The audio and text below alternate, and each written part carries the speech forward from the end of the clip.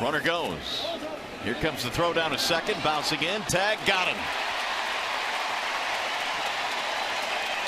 Not many better than James McCann in the American League with his exchange to the throwing hand and the very quick release and the accuracy that he throws the ball down towards second base.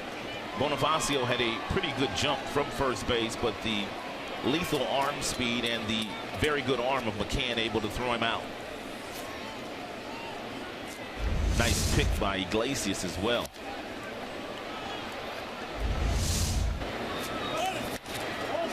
Man, is he quick back there. He does so many things.